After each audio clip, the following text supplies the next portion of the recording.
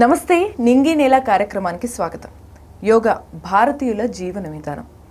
ఎన్నో శతాబ్దాలుగా మనందరి జీవితాల్లో ఇది ఒక భాగం అయిపోయింది. అంటే రోజు యోగా చేస్తే ఆరోగ్యంగా ఉంటాము, నిద్ర సరిగ్గా పడుతుందని, లేకపోతే మానసిక ఒత్తిళ్ళన్నీ కూడా దూరం అయిపోతాయని అందరూ నమ్ముతూ దీన్ని నిరంతరం కూడా ప్రాక్టీస్ చేస్తూ వస్తున్నారనమాట. అసలు యోగా ప్రత్యేకత ఏంటి, ఎన్ని ఏళ్ళుగా ఈ చరిత్ర ఏంటి, అలాగే యోగాలో ఎటువంటి ఆసనాలు ఉన్నాయి, దానివల్ల ఎటువంటి ప్రయోజనాలు ఉన్నాయి, ఇవన్నీ చెప్పడానికి మన ముందు ఇప్పుడు మనతో పాటు స్టూడియోలో ప్రముఖ యోగా థెరపిస్ట్ దుర్గా మేడం ఉన్నారు. మేడంని అడిగి మరిన్ని వివరాలు తెలుసుకుందాం.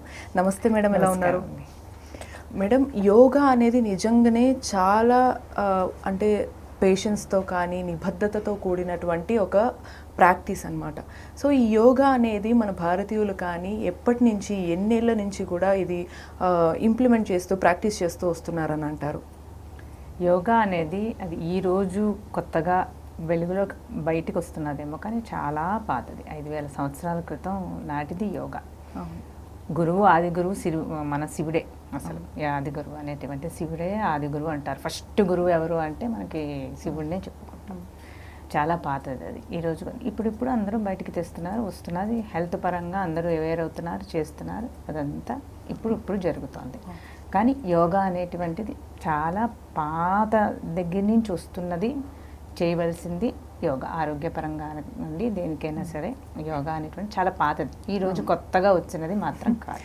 అంటే ఇప్పటి కాలంలో ఒకవేళ ట్రెండ్ అని కావచ్చు, లేకపోతే ఆరోగ్యం పట్ల కానీ మనకి కోవిడ్ తర్వాత ఆరోగ్యం పైన ఇంకెక్కువ శ్రద్ధ పెరగడం వల్ల యోగా ఇంకా మళ్ళీ మొదలు పెట్టారు. కానీ దీని చరిత్ర చూసుకున్న ఒక్కొక్క ఆసనానికి ఒక్కొక్క ఉపయోగం ఉంటుంది. సో వీటి గురించి చూసుకుంటే నిజంగా యోగా ఎంతవరకు మనందరికీ ఆరోగ్యాన్ని మెరుగుపరుస్తుంది అంటారు? డెఫినెట్గా యోగా వల్ల ఆరోగ్యం మెరుగుపడుతుందంటే డెఫినెట్ అది. ఎందుకంటే హెల్త్ ఫస్ట్ బెనిఫిట్ ఏది వస్తుంది అంటే యోగాలో హెల్తే. వెయిట్ లాసా, తగ్గేమా, అదంతా పక్కన పెడతాం. ఫస్ట్ మాత్రం ఆరోగ్యపరంగా చూస్తే అది నిజంగా యోగా. మనం స్టార్ట్ చేస్తే డెఫినెట్గా బాడీలో బ్లడ్ సర్క్యులేషన్కి కానీ, డైజెషన్కి అన్నిటికీ, అసిడిటీ అన్నీ ఇంప్రూవ్ అవుతూనే ఉంటాయి. కాకపోతే అది స్టార్టింగ్లోనే మనం అన్ని విధాలా చేసి అక్కర్లేదు. చిన్నగా ఒక 20 మినిట్స్ స్టార్ట్ చేసుకుంటూ లైఫ్లో అది ఒక పార్ట్లా పెట్టుకుంటూ వెళ్తే డెఫినెట్గా అది హెల్త్ పరంగా మనకి చాలా బెనిఫిట్స్ ఇస్తాయి.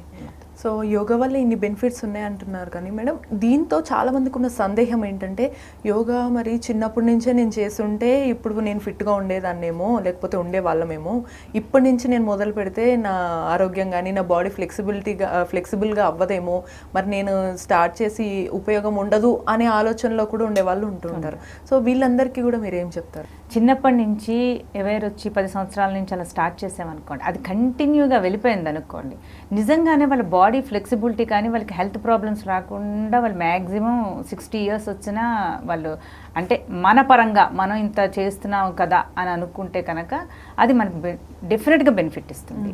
ఇంకా మిగతావన్నీ భగవంతుడివే, కానీ మ్యాక్సిమం అలా చేస్తూ